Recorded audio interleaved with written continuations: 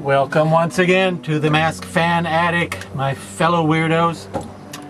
You know, I really need to have an escalator put in. Wouldn't you think by this time, all those times I've come up and down the attic steps, wouldn't you think I'd have had an escalator or an elevator? Or I'm going to put somebody to work on that.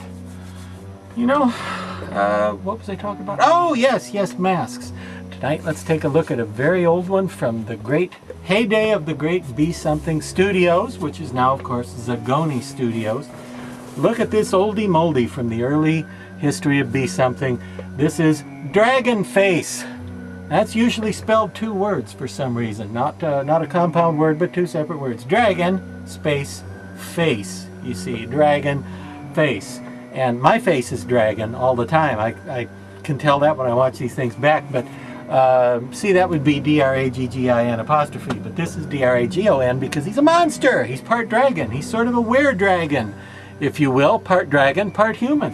And this was available only briefly around 1980, and really not too long before or after that, just right around 1980, and then was quickly discontinued.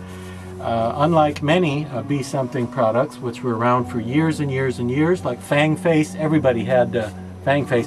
Dragon Face here you don't see too often, and I don't know why that is, because I think he's a fantastic mask.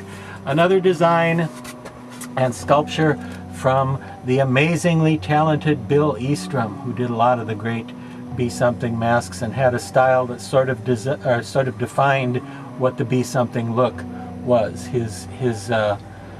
His technique of doing wrinkles and his facial expressions and teeth and all that sort of are very recognizable as attributes of Be Something Studios masks. Now, like many Be Something Studios masks, this is just a rubber front half with a fake fur, sheet fur back half. So the latex stops and then the back is just the fur, which makes it easier to put on and take off, easier to wear.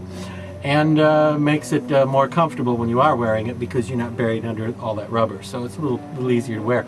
Again, I don't know why this guy doesn't seem to have taken off like a lot of Be Something designs did. I think he's great. How many guys do you know that have two tongues? Okay? I only know a couple of other guys who have two tongues apart from Dragon Face. It's a very unusual characteristic, I think, at least on this planet.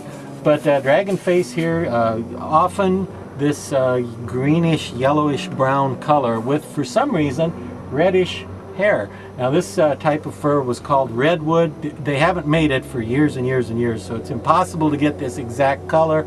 There are other browns and other reddish colors, but you can't get this great redwood fur anymore, and that's a shame because it was an awesome color for masks, and I always liked the redwood color hair on a lot of masks.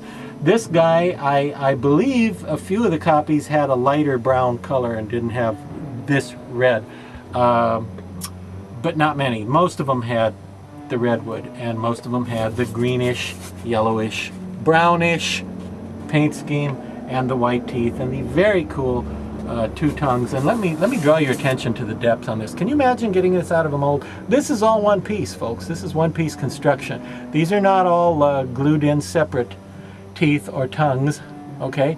This was all pulled out of a mold just like you see it here, and only the folks at Zagoni / Be Something could get away with it. Only they could pull it off, or pull it out more literally. But watch for old Dragon Face because I think he's a great mask. I would love to see him reissued or, you know, offered again as part of their Back from the Grave series of old classics being re-released, but thus far, as of this particular video shoot, they haven't done that. So you're stuck with finding an old one on eBay or somewhere like that. He's been in my family since forever. Hopefully there'll be a photo when I say this. Is there a photo? Do we have a photo? In one of my very early haunted houses, Dragon Face was in a crummy display of like gargoyle people who had torn a guy up, and it was not a very good job at all, really, on my part. But hey, I was young. It was a long time ago. The world was a very different place then, all right? But I've always liked him. All this wonderful depth to the mouth really sells it. So look for old Dragon Face. And until next time, remember, because I don't,